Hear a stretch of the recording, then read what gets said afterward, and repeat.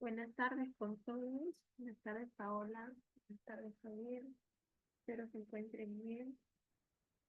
El día de hoy tenemos la ponencia acerca de la apendicitis rápida y fácil. Estará a cargo de Yanit Paola de la Cruz Galán. Es estudiante de la Facultad de Medicina de la Universidad San Martín de Porres en la filial Norte,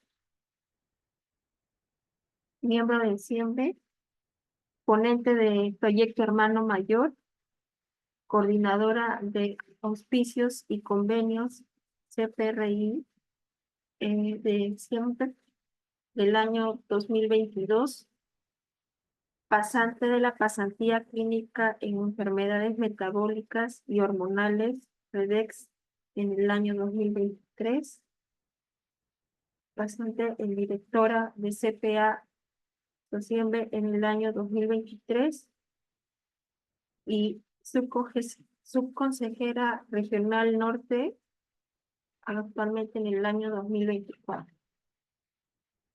Yani Paola, eh, te, te cedo, te cedo la voz. Sí, muy buenas tardes con todos, chicos. En este caso, ya que somos muy poquitos, desearía que estén atentos y que participemos, ¿no? Apendicitis no es un tema muy complicado. Si bien es cierto, se abarca en el módulo de cirugía, eh, también es bueno ya irlo sabiendo desde ciclos más tempranos, ¿no? Así que me encantaría que puedan participar mientras voy compartiendo pantalla. Entonces, no sé si por ahí Javier también está presente, puede poner un puntito en el chat para saber que está vivo. ¿No?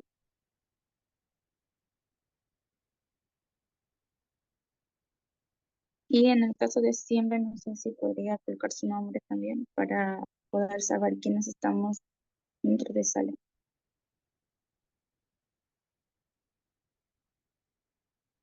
Mientras voy compartiendo.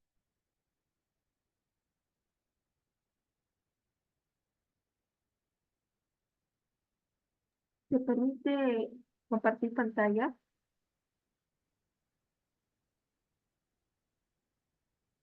Sí, sí, ahorita voy a compartir. Pensaba que no podía, pero sí, sí, ya.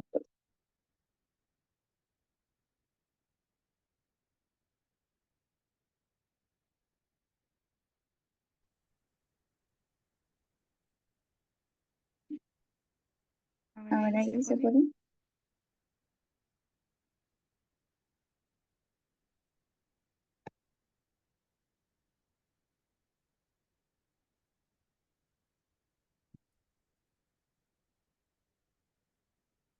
Ya.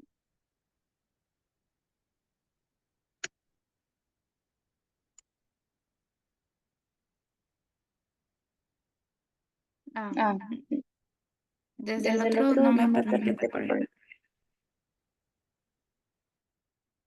compartir. Desde mi computadora ya me he conectado, pero no me permite compartir. No sé si por favor podrías darme el árbitro. A ver,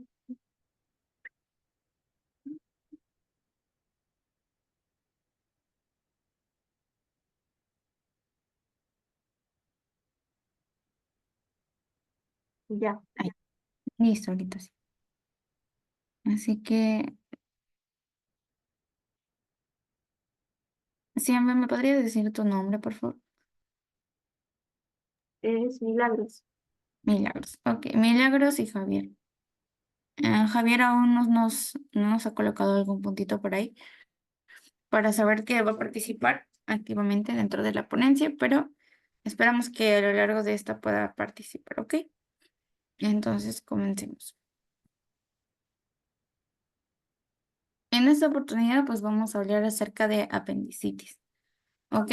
Entonces, les voy a contar una historia que le sucedió a un familiar mío. En ese caso fue mi primo.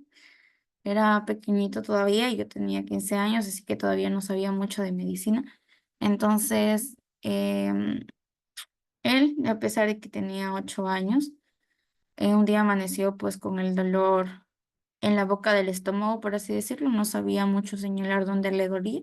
Y durante el transcurso del día, pues fue avanzando hacia la parte, por así decirlo, inguinal, ¿no? Ahorita lo conocemos como la fosa ilíaca derecha, pero él decía, ha bajado y me está doliendo en la parte derecha, en el vientre bajo, decir, ¿no? Entonces, cuando lo llevamos a emergencia, porque fue acompañando a mi tía en ese caso, porque yo vivía con ellos, nos dijeron que tenía apendicitis y tenía que ingresar a sala de operaciones, ¿no? En ese caso, y cuando él se levantó, le explicamos pues que había sido operado de apendicitis y que se le había quitado el apéndice. Entonces él dijo, auxilio, ya no tengo apéndice y ahora qué voy a hacer, qué es lo que me va a faltar, ya no voy a poder vivir o sí, ¿no? Entonces él, como no sabía, tenía todas esas incertidumbres.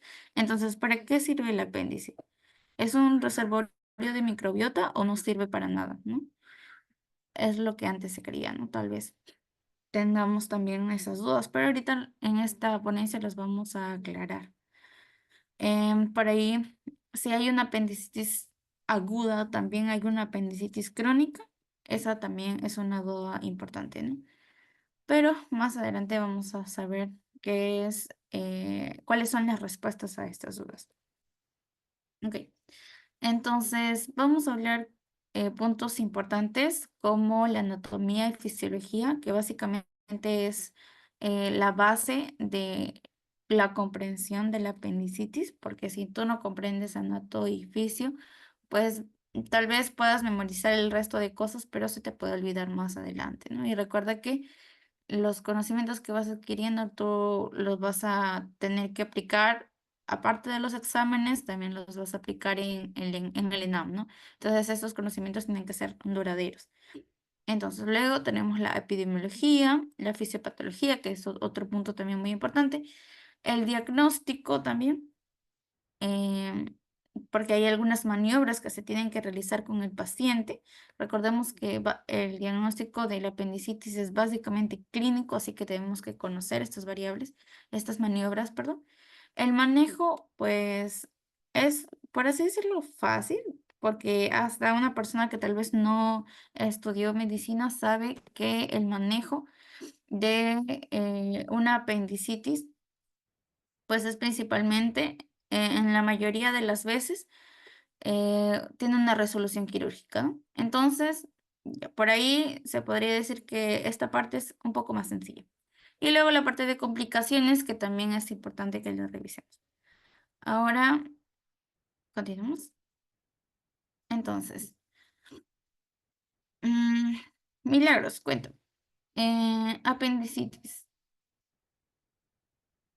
¿Qué se te viene a la mente cuando hablamos de apendicitis? Sobre todo el, el término itis. Cuéntame, Milagros.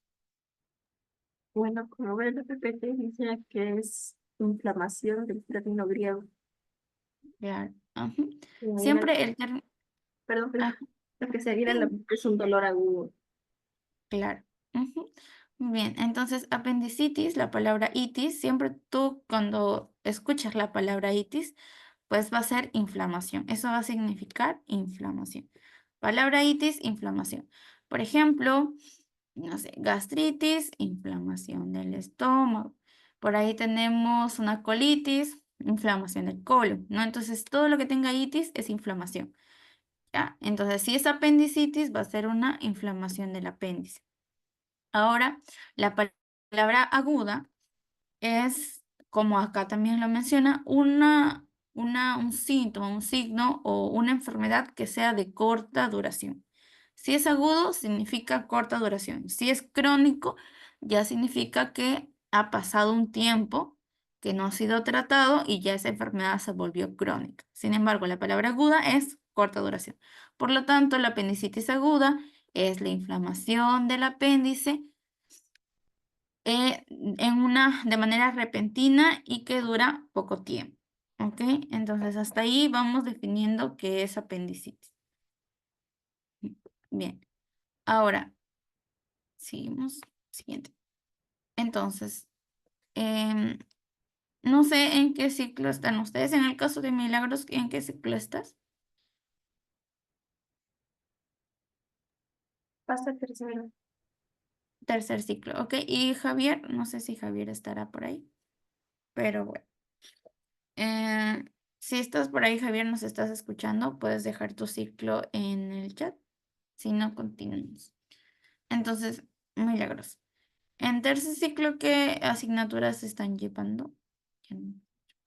Recién vamos a empezar a llevar Recién van a empezar a llevar. ¿Qué van a llevar? anatomía, histología, embriología, eh, psicología y un curso electivo. Ok, entonces, acá tenemos a Milagros y Javier está en el sexto ciclo de enfermería. Genial. Ok, entonces, Javier, también vamos a necesitar tu participación activa junto con la de Milagros. Entonces, hay un síndrome. El síndrome, ya saben, en este caso, Milagros, la palabra síndrome significa el conjunto de signos y síntomas. Los signos se podría decir que son más objetivos porque tú los puedes medir. En cambio, los síntomas son los que el paciente te dice que siente, ¿no?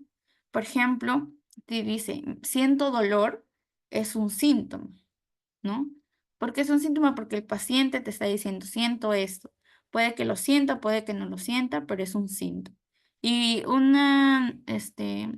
por así decirlo, un truquito para adivinar cuál es signo y cuál es síntoma es que síntoma significa síntoma. O sea, tú no necesitas, por ejemplo, con un termómetro medir la fiebre para saber que es un síntoma, ¿no? Porque la fiebre sería un signo, porque has utilizado un termómetro para medirla. En cambio, un síntoma no se utiliza nada. Por eso es síntoma, ¿ok? Por ejemplo, el dolor no se puede medir, el cansancio tampoco lo puedes medir, ¿no? Entonces, todos esos son un conjunto de síntomas. Entonces, el abdomen agudo es un síndrome que está compuesto por signos más síntomas, ¿ok? Entonces, em, ya sabemos que agudo es que ha durado que tiene un corto tiempo de duración. Entonces, dentro del síndrome que es abdomen agudo, uno de los tipos es el abdomen agudo inflamatorio, ¿no? Y ya hemos dicho que todo lo que termina en itis significa inflamación. Entonces, eso es un punto importante. Ahora, la primera causa de abdomen agudo quirúrgico, es decir, que van a necesitar someterse a cirugías, va a ser la apendicitis. ¿Qué significa esto? Que si tú, por ejemplo, estás en una guardia, ya seas médico, ya seas enfermero, vas a estar en una guardia y lo que sí o sí te va a llegar en una guardia nocturna va a ser una persona que llega por apendicitis. O sea, al menos una persona en la noche va a llegar con apendicitis. Yo recuerdo haber hecho una guardia en el hospital Belén y llegaron en esa guardia que hice 3 personas con apendicitis. Y la otra cosa que también más llega son las embarazadas, ¿no? Para hacer cesáreas o partos naturales, pero eso ya es otro tema. Pero con respecto a este tema, la apendicitis es la causa principal de abdomen agudo. ¿Y por qué quirúrgico? Porque esta es la parte, cómo se soluciona, ¿no? Entonces, la primera causa de abdomen agudo quirúrgico es la apendicitis. Ahora, si es que se realiza una operación, esta operación se llama, perdón, apendicectomía. Por lo tanto, si la apendicitis es la causa más común de abdomen agudo, la apendicectomía, que se utiliza para curar la apendicitis, va a ser la cirugía que más se practique. ¿Ok? Entonces tenemos dos principales, apendicitis y apendicectomía. Y según las estadísticas, por así decirlo, tenemos que el 10% de la población pues va a tener apendicitis, ¿no? No sé si alguno de ustedes ha tenido apendicitis alguna vez o y ya no tiene su apéndice. En Milagros, Javier, o aún siguen teniendo su apéndice. Aún sigue teniendo la apéndice. Ok, qué afortunada. Muy bien. En mi caso también sigo teniendo mi apéndice, así que todo cool. Pero sí, se podría decirse que, como acá lo mencionan, ¿no? 1 de cada 100 personas ya no tiene apéndice. Entonces, se podría decir que es un porcentaje considerable. Ahora sí, continuemos. Bien. Ahora vamos a hablar un poco de anatomía, ya que me dice Milagros que aún no lleva anatomía, pues vamos a explicarle paso a pasito para que pueda enterarse un poco más. Entonces, ¿qué es el apéndice? Pues, como lo dice acá, es un divertículo hueco que va a salir o va a ser la continuación de la parte interna del ciego, ¿no? Entonces va a estar de 2 a 3 centímetros debajo de la válvula ileocecal. Entonces, esta es la válvula ileocecal y de 2 a 3 centímetros para abajo va a estar nuestra querida amiga apéndice. ¿Ok? Ese es el apéndice. ¿Ok? Y pues tiene un diámetro, como lo dice acá, de menos de 6 milímetros. Y las paredes de este apéndice es de menos de 2 milímetros. Eso es importante para las imágenes que vayamos a tomar más adelante. ¿Ok? Pero es lo principal que deben de saber, ¿no? Que es un divertículo hueco que sale a 2 o 3 centímetros debajo de la válvula ileocecal. ¿Ok? Entonces, esta es la válvula ileocecal y sale debajo de ella a 2 o 3 centímetros. Muy bien, hasta ahí ya sabemos qué es la apendicitis, qué es el apéndice. Entonces, no sé si ustedes recuerdan por ahí Javier y Milagros, que pues según la escuela francesa vamos a dividir a nuestro abdomen en 9 partes, ¿no? Por aquí el reborde costal va a ser nuestra guía para dividirlo y por acá la espina ilíaca, ¿no? Y vamos a tener epigastro, mesogastro, hipogastro y por acá el hipocondrio, el flanco y la fosa ilíaca. ¿Dónde se ubica ese apéndice? Pues acá, en la fosa ilíaca. Específicamente en la fosa ilíaca derecha. Ahí nosotros vamos a tener nuestro apéndice. No sé si ustedes pueden, tal vez ahorita que están sentados, ubicar su fosa ilíaca y en ese lugar, pues, van a tocar su apéndice, por así decirlo. No, van a ubicar su apéndice.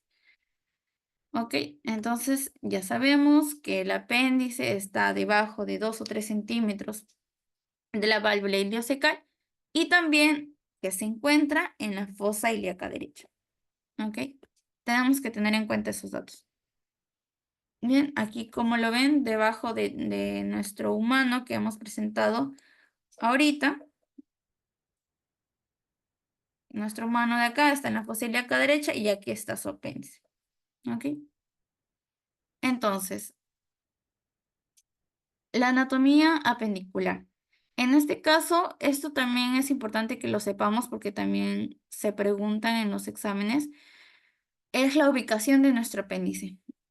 Si bien es cierto, ya sabemos que se encuentra a 2 o 3 centímetros por debajo de la válvula ileocecal, a veces la posición del apéndice va a variar, ¿no? Dependiendo de las personas. En algunas partes, pues va a ser retrocecal, otras va a tener una dirección pélvica, otras intraabdominal, es muy variable.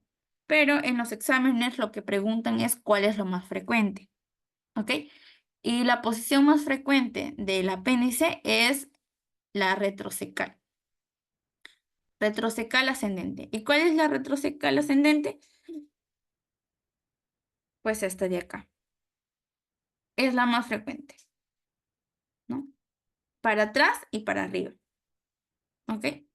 Entonces, es lo más frecuente, retrocecal ascendente. Por ahí hay algunas preguntas que tal vez van a ver en el quiz que van a hacer al final. ¿Cuál es la posición más frecuente del apéndice? Retrocecal ascendente, para atrás y para arriba. ¿no? El resto, que son, como les dije, la parte pélvica, ¿no? Tal vez por aquí la parte subcecal, esas son menos frecuentes, ¿no? Pero la más frecuente es la retrocecal ascendente. Bien. Uy. Entonces, antes de pasar ahí, hacemos un breve repaso. Milagros, ¿recuerdas la ubicación del apéndice? Se encuentra 2 a 3 centímetros debajo de la válvula iliocecal. Ujú. Y específicamente hablando de cuadrantes, ¿en En qué la parte cuadrantes? fosa ilíaca derecha. Ujú. Muy bien, Milagros. Ok, muchas gracias. Y vamos a un vuelo. Javier, cuéntanos, no sé si está por ahí, Javier, ¿cuál es la posición más frecuente del apéndice?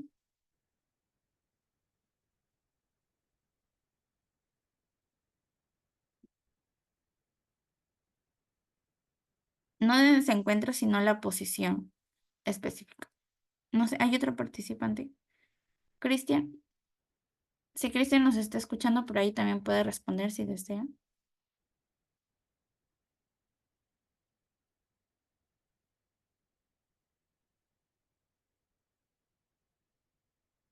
Recordemos, entonces, la posición más frecuente sería la retrocecal ascendente, ¿no? Como digo, para atrás y para arriba, ¿ok? Entonces, seguimos.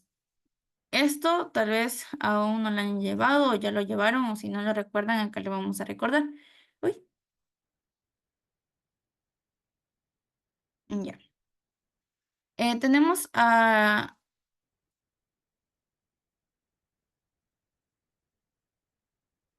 ya. Dentro de la irrigación arterial vamos a tener una arteria principal que va a ser la aorta abdominal, ¿ok? O sea, la aorta que sale de nuestro corazón, al pasar la parte del diafragma, se va a convertir en una aorta abdominal, ¿ok? Esta aorta abdominal va a tener tres ramas, ¿ok? Va a tener al tronco celíaco, que va a irrigar va a ayudar a irrigar a la parte del estómago, del hígado y del vaso, es el tronco celíaco, ¿ok? Tenemos a la arteria mesentérica superior, la arteria mesentérica superior, y la arteria mesentérica inferior, ¿ya? Entonces, como les dije nuevamente, aorta abdominal, o sea, la aorta pasando el diafragma se convierte en aorta abdominal. La aorta torácica pasa el diafragma y se convierte en aorta abdominal. De la aorta abdominal salen tres ramas principales: el tronco celíaco, la mesentérica superior y la mesentérica inferior. Ahora, ¿cuál va a ser importante acá? ¿Cuál nos va a importar? Pues la mesentérica superior, que es esta de acá. ¿Ok? Entonces la mesentérica superior va a tener una ramita, que es la rama iliocólica, ¿no? Por así decirlo, esta rama se llama iliocólica, pero es su apodo, su nombre corto. En realidad, esta arteria se llama ilio seco apéndico mesocólica, pero para más rapidez en la pronunciación, la llamamos la arteria iliocólica, ¿ok? Entonces, la arteria mesentérica superior tiene una ramita que es la arteria iliocólica. Y de la arteria ileocólica va a salir una rama que es la arteria apendicular. Entonces, si te preguntan, ¿quién irriga al apéndice? Pues su mismo nombre lo dice, la arteria apendicular, ¿no? Que vendría a ser la rama terminal de la arteria mesentérica superior. ¿Por qué rama terminal? Pues ya no hay más ramitas que salgan de la arteria apendicular. Esta es la rama principal, por así decirlo, ¿no? Entonces, recordando, la aorta abdominal tiene tres grandes ramas, ¿no? No sé si podrían recordar por acá cuáles son las tres grandes ramas de la aorta abdominal. El tronco ciliaco, arteria Ujú, mesentérica superior y arteria mesentérica inferior. ujú, muy bien. Entonces, y para la apendicitis nos interesa la arteria mesentérica superior. ¿Ok? ¿Y cuál es la rama de la mesentérica superior? Pues la ileocólica, como ya habíamos mencionado, y la que irriga a la apéndice. ¿Cuál era, Milagros? La La, arteria que irriga el apéndice. la arteria penicular. Ok, muy bien. Excelente. Ahora sí, continuamos. Sabiendo esto, porque de aquí vienen preguntas también directamente, no te preguntan en el examen, ¿cuál es la arteria que irriga em, al apéndice, la arteria apendicular? ¿De dónde, de quién es rama la arteria apendicular? De la ileocólica. Y si te preguntan de quién es rama la arteria ileocólica, de la mesentérica superior. Y así. Por eso ese recorrido que está acá, 0, 1, 2 y 3, tienes que aprendértelo porque eso son las preguntas las que se hacen más, ¿no? Ahora con respecto, al drenaje venoso, pues básicamente se podría decir que tenemos al revés, ¿no? Tenemos la vena ileocólica, allá teníamos la arteria ileocólica, acá teníamos la vena ileocólica. Esta vena ileocólica va a recoger la sangre que sale del apéndice, lo va a llevar a la vena mesentérica superior. Como ven, tienen los mismos nombres, así que no es tan difícil poder comprenderlo. Y esta vena mesentérica superior, la va a llevar a la vena porta hepática y va a terminar esa sangre en el hígado, donde luego va a ser procesada, ¿no? Entonces es básicamente el recorrido de las arterias, pero al revés, de abajo para arriba, ¿no? Son casi los mismos nombres, ¿no? Vena ileocólica, vena mesentérica superior, vena porta hepática y luego termina en el hígado. ¿Ok? Así que el drenaje venoso, por así decirlo, no es tan complicado. Y bueno, acá está, aquí serían más que todo los ganglios linfáticos, ¿no? Que están acompañados, ¿no? Principalmente hay ganglios apendiculares, como ustedes pueden ver acá, este es el apéndice. Hay ganglios que acompañan el apéndice, ganglios ileocólicos que acompañan a la rama ileocólica y ganglios mesentéricos superiores, ¿no? Casi como les menciono, tienen casi los mismos nombres, así que no es tan difícil poder recordarlos. Con que te sepas las ramas de las arterias, pues ahí ya vas sacando el drenaje venoso y el drenaje linfático. Ahora, con respecto a la fisiología del apéndice, como habíamos hablado al inicio, primero antes se decía que el apéndice no servía para nada, que era solamente estaba ahí para que te dé apendicitis. Algunos recomendaban quitarse el apéndice para que ya no te dé apendicitis, ¿no? Pero luego se descubrió que era un órgano inmunitario que ayudaba a la secreción de inmunoglobulina A. ¿Ok? Entonces, eso, pues, por qué es importante para nosotros? Porque más que todo nos va a servir en la vida adulta, ¿no? Porque en la vida, cuando somos niños o adolescentes, vamos a tener tejido linfoide, ¿no? Eso nos va a ayudar a que nuestro sistema inmune, pues, siga fortalecido. Sin embargo, con el transcurso de la edad, cuando ya tenemos menor edad, ese tejido linfoide va disminuyendo. Y a los 60 años se podría decir que ya no hay tejido linfoide. Entonces, justamente se podría decir que el apéndice nos ayuda a poder seguir regulando la parte de la inmunidad. Entonces, una parte importante es que secreta inmunoglobulina A. Eso también preguntan en los exámenes. Entonces, ¿para qué sirve el apéndice? Porque es secretor de inmunoglobulina A. Seguimos. Ahora hablaremos del guión de la enfermedad, pero sin antes poder recordar rapidito un poco acerca de lo que ya vamos hablando. Entonces, esperaría que Javier pueda también responder por el chat junto con Cristian, y si pueden prender el micro sería mucho mejor. Vamos a recordar rapidito nuevamente la posición más frecuente del apéndice. Entonces, es decir, dónde se ubica, en la parte pélvica, no sé, en la parte abdominal. ¿Cuál es la ubicación más frecuente del apéndice? Si alguien lo sabe, puede prender su micro o pueden responder por el chat. Ubicación más frecuente del apéndice.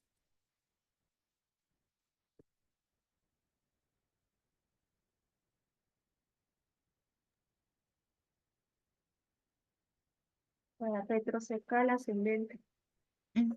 Muy bien, mira, retrocecal ascendente. Excelente. Y la otra pregunta que quería realizar es, en este caso, ¿cuál es la arteria que irriga? No, ¿cuál es la arteria de donde sale la arteria apendicular? O sea, antes de la arteria apendicular, ¿qué arteria hay? ¿Dónde deriva la arteria apendicular? De la arteria ileocólica. Muy bien, mira, excelente. Oye, entonces recordemos, tenemos la mesentérica superior, la ileocólica y luego sigue la apendicular. Excelente. Seguimos. Ahora, cuando hablamos de guión de la enfermedad, básicamente es donde vamos a hablar acerca de la epidemiología, el diagnóstico, el tratamiento y todo ello, ¿no? Entonces, continuamos. Básicamente, cuando hablamos de la epidemiología, podemos decir que la apendicitis tiene una mayor prevalencia en hombres que en mujeres. Entonces, mientras tres hombres tienen apendicitis, 2 mujeres lo tienen, ¿no? Entonces, hay más prevalencia en los hombres que en las mujeres.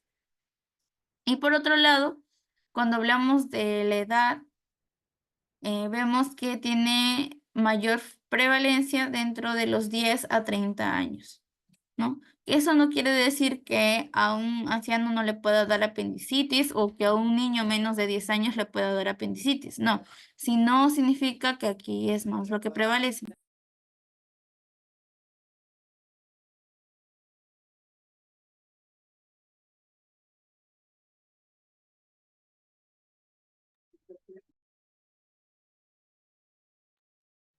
Ya. Em, ok, ok. Entonces continuamos. Entonces, eso no significa, como les digo, que a los niños menores de 10 años no les dé, sino que va a significar que pues prevalece en los niños de 10 a 30 años. Ok, continuamos. Ahora sí, acá hay algunas preguntas ya. ¿A qué edad es la máxima incidencia de apendicitis? ¿Dónde prevalece más la apendicitis? A, B, C, D o E.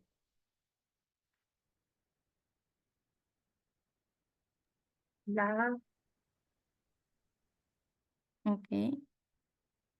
Habíamos visto que decía que entre 10 a 30 años, ¿verdad? Pero en esta pregunta que se realizó en el ENAP, pues de 10 a 30 años no,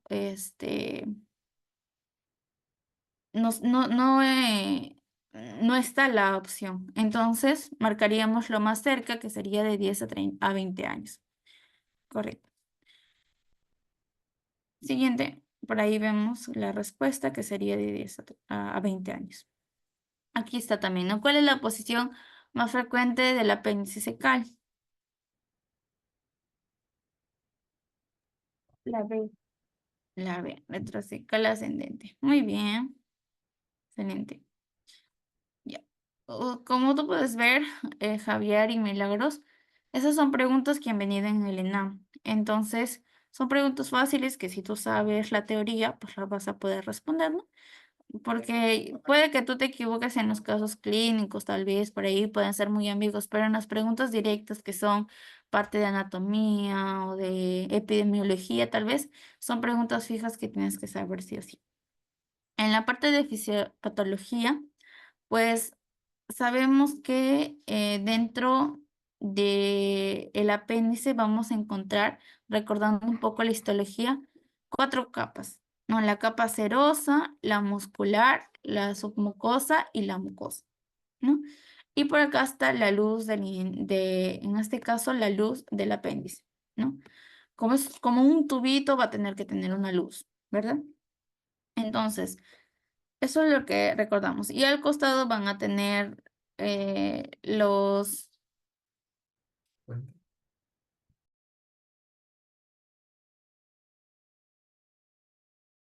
Vamos a poder encontrar los vasos linfáticos, las venas y las arterias. Entonces, ¿qué es lo que va a pasar con la apendicitis? ¿Cómo es que se va a dar? Vamos a tener 2 causas importantes. La primera causa de apendicitis es la hiperplasia linfoide, pero esto se va a dar principalmente en lo que son niños. Mientras que la segunda causa, que es coprolito, que en este caso podría decirse que es un fecalito, ¿no? Que se va a obstruir, como lo ven acá, va a ser la primera causa en adultos. Entonces, si en el examen te preguntan cuál es la primera causa de apendicitis en el adulto, es un coprolito. Mientras que si te preguntan la primera causa de apendicitis en un niño, tú vas a responder hiperplasia linfoide. Pero si te preguntan cuál es la primera causa de apendicitis en general, así, sin decirte adulto o niño, tú vas a responder hiperplasia linfoide, porque es la primera causa en general, ¿ok? Sin distinguir ya sea por un niño o por un adulto. Luego también hay otras causas como son los tumores, o sea, toda cosa que obstruya la entrada, la luz del apéndice va a causar apendicitis, como un tumor o una semilla o incluso los parásitos van a poder causar apendicitis, ¿no? Pero son causas menos frecuentes. Entonces, acá tenemos algo que va a obstruir la luz del apéndice. ¿Y qué más vamos a tener? Pues la sangre, por así decirlo, se va a ir acumulando, ¿no? Entonces, la primera estructura en colapsar van a ser los vasos linfáticos, porque va a haber una obstrucción acá y no le va a permitir ese intercambio de salida y entrada de la sangre y de los desperdicios. Entonces, lo primero que se va a afectar, como lo dije, son los vasos linfáticos. ¿Y qué va a generar? Si ya no puede salir la sangre ni el intercambio de sustancias, pues va a generar edema alrededor del apéndice. ¿Ok? Entonces vamos a ver edema. Lo segundo va a ser infección. En este caso, la infección va a ser generada porque como ya hay ese edema, ya no va, ese caldo de cultivo va a generar que lleguen bacterias. Por lo tanto, el apéndice se va a empezar a infectar. ¿Ok? Y luego vamos a tener una congestión vascular y por ende, si es que ya no llega irrigación a la sangre, que es lo que sabemos, pues que ya no llega sangre al apéndice. Si a algo ya no le llega sangre, pues obviamente va a empezar a necrosarse. Y si se necrosa, pues se va a generar gangrena y esto, pues el tejido va a morir. Y es lo que le sucede al apéndice, ¿no?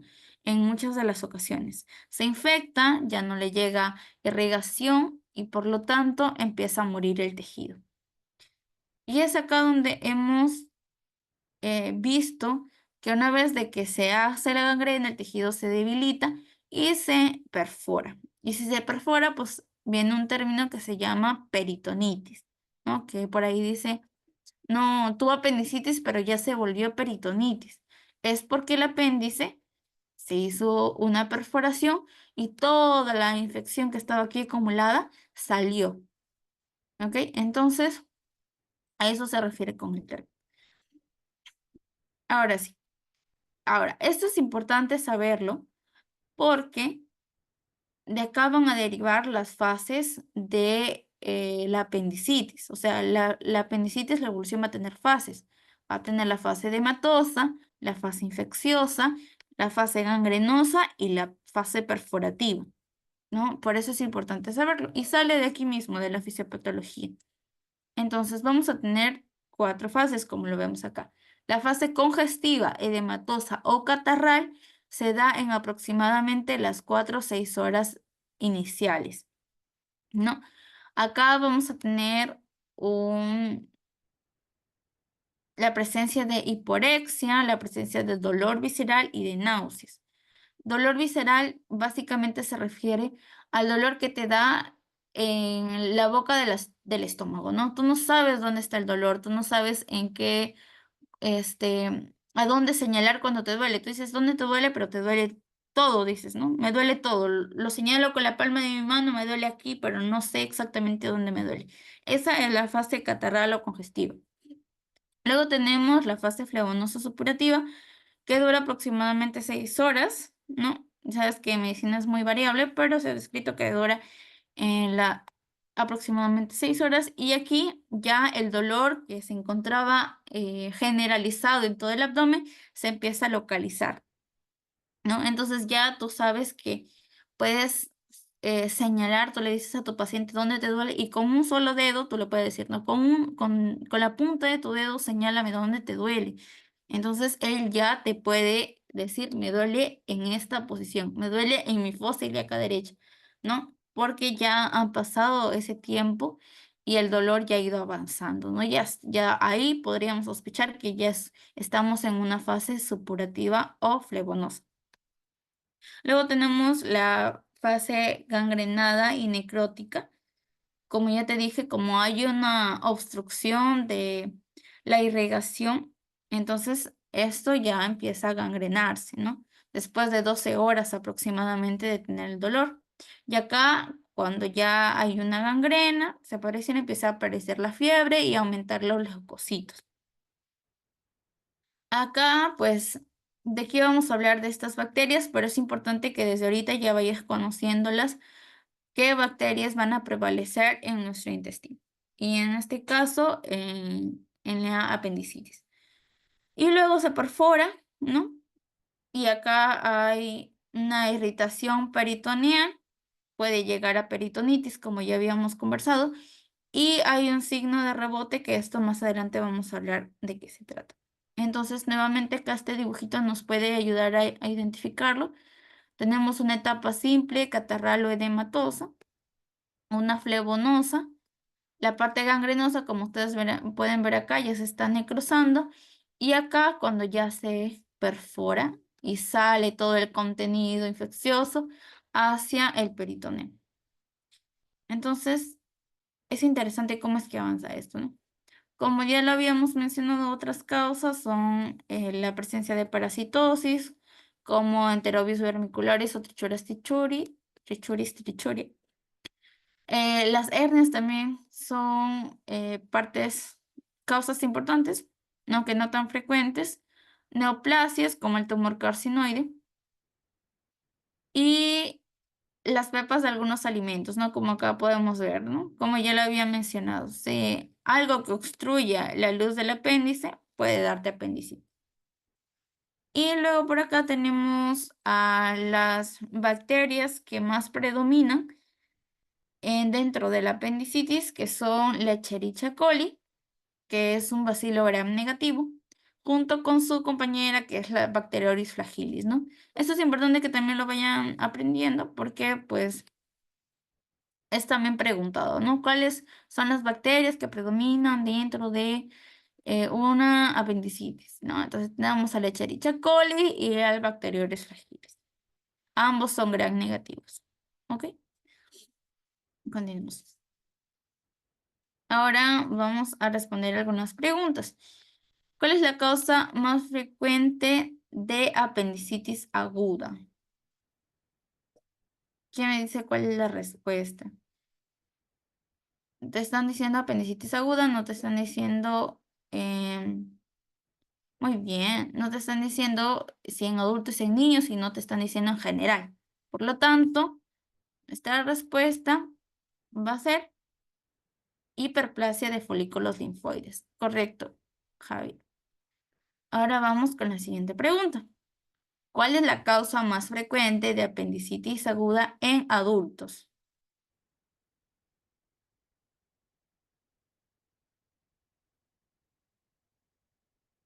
Por ahí, Milagros. A ver.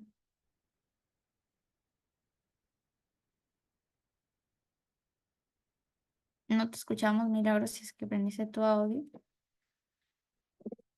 Por ahí José dice la C, no sé qué opina Milagros.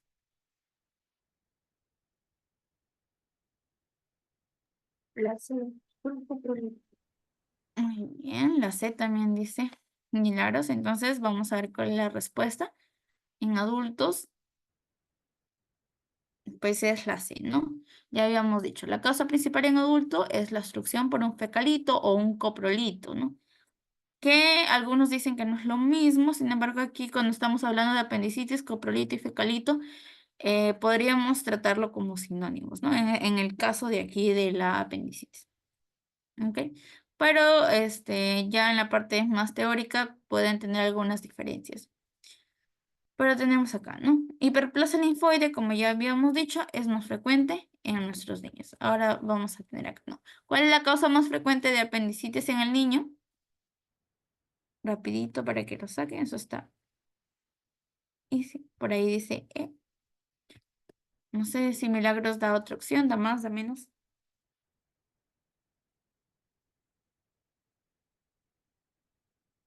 La E.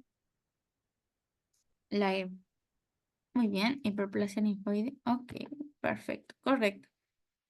Esa es. Y por acá, bueno, esta es facilito.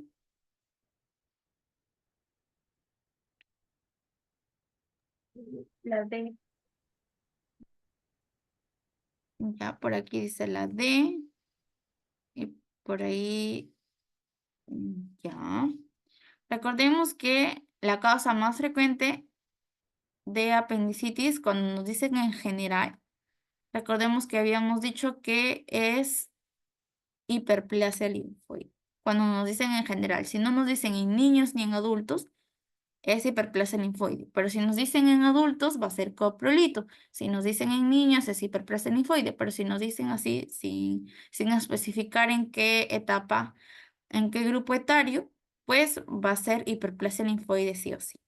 Entonces, por acá esto te quiere confundir, pero no es así, ¿no? La respuesta es hiperplasia linfoide. Bien. Y ya está. Ahora sí, me permiten un ratito, unos segundos para enviar algo rapidito y ahorita regresamos. ¿Ok? Unos 3 minutitos.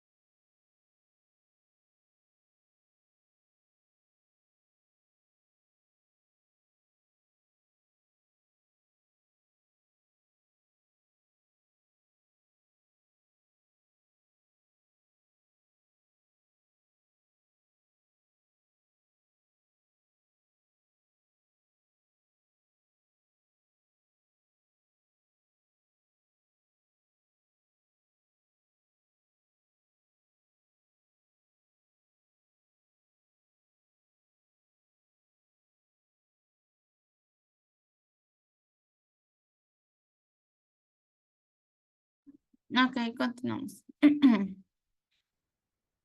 Ya, entonces, a partir de aquí, pues ya se va a ser un poco más entendible, porque vamos a hablar ya del diagnóstico, el tratamiento y las complicaciones, que es lo que falta. En la parte del diagnóstico, vamos a decir que vamos a tener síntomas, signos, ¿no? Que nos van a ayudar a identificar el diagnóstico. Pero se dice que es netamente clínico, es decir, por las maniobras que tú vas a realizar, por la sintomatología y por los signos que le vas a encontrar al paciente, tú vas a tener que encontrar el diagnóstico, ¿no? Y obviamente las imágenes van a ser un apoyo, pero es netamente clínico. Entonces, tenemos los síntomas que vamos a encontrar a la cronopatología de Murphy. Crono es tiempo, ¿no? Y vas a decir, básicamente es la descripción de la patología como una línea de tiempo, por así decirlo, ¿no? Esa es la cronopatología de Murphy. Y aquí no te vayas a confundir porque esta es una línea de tiempo de este señor que se llama Murphy, pero también hay otro signo que se llama signo de Murphy, pero aquí en la apendicitis no hablamos de signo de Murphy, no hablamos de signo de Murphy en la colecistitis, es decir, cuando hablamos de vesícula. Eso es signo de Murphy. Pero acá en apendicitis hablamos de cronopatología de Murphy. ¿Ok? Hagamos esa diferencia para no confundirnos. Entonces, esta cronopatología de Murphy que va a tener una secuencia en un orden determinado que nos va a indicar la presencia de apendicitis aguda. Entonces, en primer lugar, vamos a encontrar un dolor epigástrico periabdominal o también llamado dolor en palma de mano. Es lo que les estaba diciendo, ¿no? El paciente empieza con un dolor que está generalizado en su abdomen. Si tú le preguntas dónde te duele, te va a señalar con toda la palma, me duele aquí. No va a saber específicamente dónde le duele. Ese es dolor epigástrico o periumbilical, ¿no? En la boca del estómago. Luego pasa el tiempo y sigue avanzando y hay un dolor migratorio al cuadrante inferior derecho. Es ahí donde se encuentra la fosa ilíaca derecha. ¿Ok? Entonces, aquí tenemos, entonces ya aquí ya se llama dolor en punta de dedo. O sea, ya con la punta de su dedo te va a señalar dónde le duele. Y 3, aparecen las náuseas, los vómitos y la fiebre, ¿no? Esa es la parte de la cronopatología. Primero te duele, hay un dolor en palma de mano, hay un dolor con la punta del dedo y luego tenemos un dolor, luego la presencia, perdón, de náuseas, vómitos y fiebre. Ojo aquí, esto es importante porque, como te digo, cuando tú le hagas la historia clínica al paciente, tú le vas a preguntar, ¿no? ¿Qué es lo que te empezó primero? ¿Cuándo te empezó la fiebre? ¿Desde cuándo tienes ese dolor? ¿Hubo alguna migración de dolor? No sé. Puedes hacerle todas esas preguntas que te van a indicar que puede o no ser apendicitis. Ahora, ¿qué pasa si la fiebre empieza antes? Si primero empecé con la fiebre y luego con el dolor. Ahí tú puedes dudar un poco que sea apendicitis. Y no digamos que si que empieza con la fiebre ya no es apendicitis porque no sigue la cronopatología de Murphy, no, sino que está más alejado de ser apendicitis, pero tú igualmente puedes de sospecharlo, ¿no? Ok, y luego lo que acompaña a la cronopatología es la anorexia. Y la anorexia no es, por así decirlo, no sé, tú le decías tal vez o tú habrás escuchado a una persona que explica y te dice, no, esta persona ya es anoréxica, ¿no? No, en este caso, anorexia significa falta de apetito. Entonces, si asociado a la cronopatología de Murphy, el paciente no tiene hambre, no quiere comer, pues puede sospechar más de una apendicitis aguda. Y aquí tenemos un cuadrito que también es importante porque nos da a conocer cuál es el síntoma más sensible. En este caso, el síntoma más sensible es el dolor en fosa ilíaca derecha. O sea, si tiene un dolor en fosa ilíaca derecha, tú puedes sospechar más seguramente que tiene apendicitis. Y otro punto importante es la anorexia, ¿no? Y si tienen los dos, pues sospechas en mucho mayor medida. ¿Ok? Entonces es importante. Dolor en fosa ilíaca derecha o en fosa ilíaca derecha, claro, y anorexia. Puede ser, estos dos juntos, pues hacen una mayor sospecha de apendicitis. eso lo que hemos hablado anteriormente es los síntomas, ¿no? Porque como te digo, los síntomas tú no sabes, tú no tienes algo que mida los síntomas, solamente el paciente te dice, yo siento dolor acá, y si tú presionas al paciente ahí, te dices, estoy sintiendo dolor, tú no sabes cómo medirlo, es muy subjetivo, ¿ok? Entonces esos son síntomas. Mientras que eh, los signos ya son, por así decirlo, algo que tú ya puedes utilizar alguna maniobra o algún instrumento para medirlo, ¿no? Como les decía, la fiebre, tú utilizas un termómetro, la presión es un signo porque tú también utilizas el tensiómetro, ¿no? Y en este caso vamos a encontrar signos en el examen físico, como el signo de McBurney. Este tú lo vas a escuchar siempre en apendicitis, el signo de McBurney. Entonces, ¿dónde vamos a encontrar el signo de McBurney? Pues vamos a trazar una línea desde el ombligo de nuestro paciente hasta la espina ilíaca. Entonces, esta vamos a trazar una línea entre ambos. Y lo vamos a dividir, vamos a hacer dos divisiones, ¿ok? Entonces, vamos a encontrar tres porciones. Primera porción, segunda porción y tercera porción. Entonces, como ahí dice, es la unión de un tercio externo con los 2/3 internos de la línea imaginaria entre el ombligo y la espina ilíaca anterosuperior, ¿no? Entonces, la espina ilíaca anterosuperior y el ombligo. En este caso, el de acá va a ser el punto de McBurney, ¿ok? Y luego tenemos otros puntos, como es el punto de Morris o el punto de Lance, que son menos preguntados. Pero lo que más te van a preguntar es el punto de McBurney, ¿no? La unión de un tercio externo con los 2/3 de la línea imaginaria entre nuestro ombliguito y la espina ilíaca anterior superior. Ese es el punto de McBurney. Luego también tenemos el punto de Lance. Este punto de Lance, como ven acá, es entre la espina ilíaca anterior superior. Hacemos un punto, por así decirlo, a la mitad de esto. Lo dividimos en dos partes, entre espina ilíaca y espina ilíaca, lo dividimos en 1 y 2, igual salen 3 porciones, pero en la primera vamos a encontrar el punto de Lance. Y acá puede indicarse un apéndice pélvica, ¿no? Habíamos visto que hay apéndices retrocecales, apéndices abdominales, apéndices pélvicas.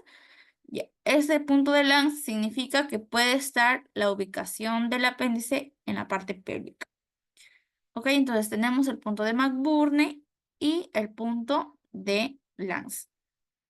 Okay, entonces ahorita que estamos sentados ahí en sus sillas, identifíquense su espina ilíaca anterior superior y el ombligo, ¿no?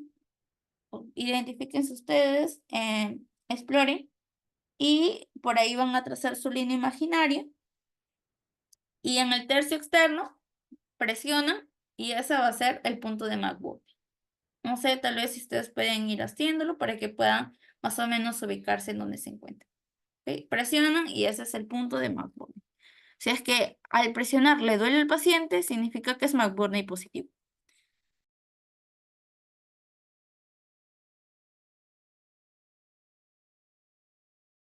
Luego tenemos el signo de Bloomberg, que es el dolor al rebote.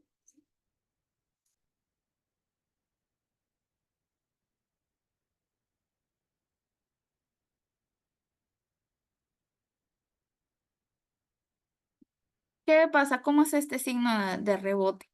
Pues en la parte que es la fosa ilíaca derecha, presionas al paciente y al soltarlo, o sea, al hacer ese rebote, hay dolor.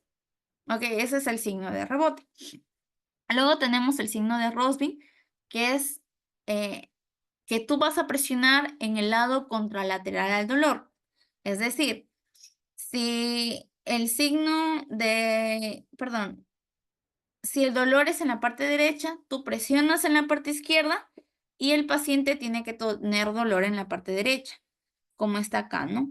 Acá se encuentra el apéndice, como ven acá abajito. Y el signo de Rossby es presionar en el lado contralateral. Y al soltarlo, siente dolor en la parte derecha. ¿Ok? Entonces, ese es el signo de Rossby. Mientras que el signo de Bloomberg o de rebote es presionar en el mismo lado donde se siente el dolor. Luego tenemos el signo del obturador, que es básicamente flexionar la pierna derecha y hacer una rotación interna, ¿no? Y de esa manera, pues ahí va a generar dolor. ¿Ok?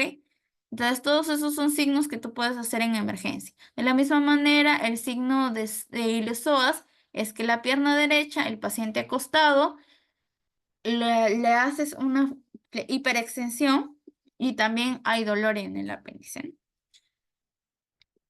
Ok, continuamos. Y acá hay mucho más otros puntos que tal vez no son tan preguntados. Lo importante sería que te aprendas el signo de McBurney, el signo de Rossby, el de iliopsoas y del del obturador. El resto de signos pues no están preguntados como les menciono, ¿no? Principalmente, y siempre acuérdense, McBurney es con apendicitis. Luego tenemos eh, el diagnóstico con exámenes auxiliares. Principalmente, el más específico se podría decir que es la tomografía. Perdón. Y si tenemos una persona que no se le puede practicar una tomografía por la radiación, tal vez en mujeres gestantes, pues se opta por una ecografía, ¿no? Recuerden eso. A una persona que está gestando no se le puede hacer ni resonancia ni tomografía, ¿no? Por eso la elección sería la ecografía. Pero el más específico sí es la TAC. Y algunos exámenes laboratoriales, en este caso, pues vamos a pedirle un hemograma, un examen de orina para descartar tal vez una ITU en mujeres, una gonadotropina coriónica humana, porque vamos a descartar en este caso que haya un embarazo ectópico, que también es una causa de dolor en mujeres, de abdomen agudo en mujeres, es el embarazo ectópico. Entonces, con la gonadotropina coriónica humana, tú también puedes descartar que esta persona tenga un embarazo ectópico, ¿no? Recuerden que las mujeres cuando llegan a emergencia tienen que también hacerle algunas preguntas sobre sus antecedentes ginecológicos, ¿no? Sobre cuándo ha sido su último periodo, si has tenido algún bebé, ¿no? Y ello, ¿no? Si ya inició su vida sexual, esto para evitar o para hacer algunos diagnósticos diferenciales. Bien. Luego también existen algunos criterios, como los criterios de Alvarado, que nos ayudan a identificar un puntaje específico. Acá tenemos un puntaje de 10 puntos, ¿no? Y va a tener un conjunto de signos, síntomas y laboratorios. Esto sí es importante que se lo aprendan porque nos va a ayudar a saber cómo actuar frente a una apendicitis. En este caso, dentro de los síntomas encontramos el dolor migratorio, la anorexia que ya les he mencionado y las náuseas y vómitos. Es básicamente la cronolopatología de Murphy con el dolor migratorio y las náuseas y vómitos sumado con la anorexia, ¿no? Acá, si es que el paciente lo tiene presente, pues se le va a dar un punto para cada uno de estos. Si tiene dolor migratorio, un punto. Si tiene anorexia, otro punto. Y si tiene náuseas y vómitos, otro punto. ¿Ok? Eso es con respecto a síntomas. Y con respecto a signos, vamos a tener... un ratito, por favor.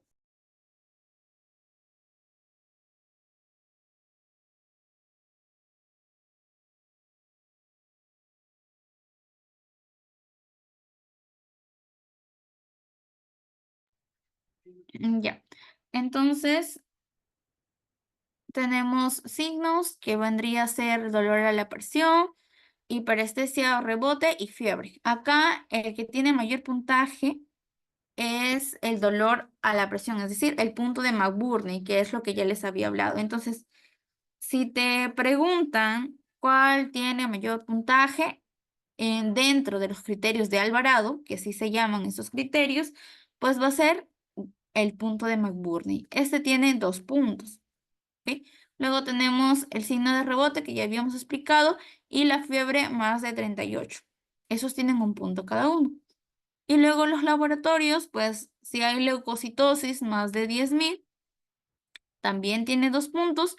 Y si hay desviación a la izquierda o bastones más del 50% o más de 500 bastones, va a tener un punto. Entonces, todos estos puntos van a sumar 10. Si tú lo sumas, empiezas a sumar, van a sumar 10. Pero quienes tienen 2, pues va a tener McBurney, y quien tiene otros 2, la leucocitosis. Bien.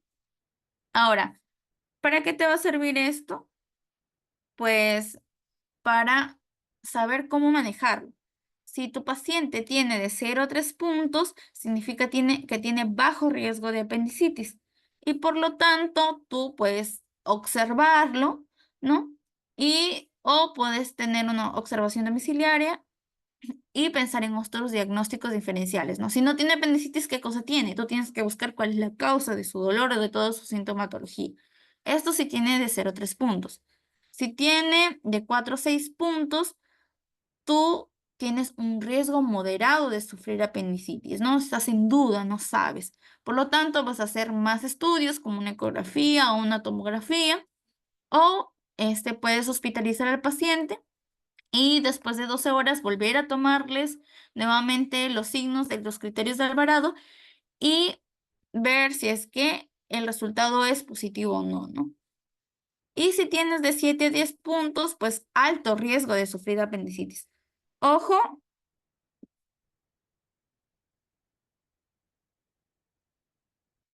ojo que aquí es importante que nosotros sepamos que los criterios de Alvarado no significa que sí o sí tiene apendicitis. No, significa que hay un alto riesgo de que tenga apendicitis. Ahí es importante porque en los exámenes preguntan y a veces nosotros decimos, ah, sí, tiene apendicitis porque cumple con los criterios de Alvarado, pero no, eso no significa eso, sino que tiene alto riesgo. Es posible que tenga alto riesgo de que tenga apendicitis, ¿no? Y acá se programaría una apendicectomía. Entonces, si tiene de 7 a 10 puntos, es quirúrgico de frente. ¿Ok? Y eso sería, y bueno, para el tratamiento, bueno, esos son otros diagnósticos diferenciales. Y para el tratamiento, pues lo principal sería una apendicectomía, ¿no? Puede ser una incisión cerrada, si es que no hay complicaciones por la laparoscopía, o puede haber una incisión abierta si hay una complicación, tal vez como la peritonitis, ¿no? Que es una de las principales complicaciones que ya habíamos estado hablando acerca de la apendicitis. Y bueno, eso sería todo, chicos. No sé si hay alguna consulta con respecto al tema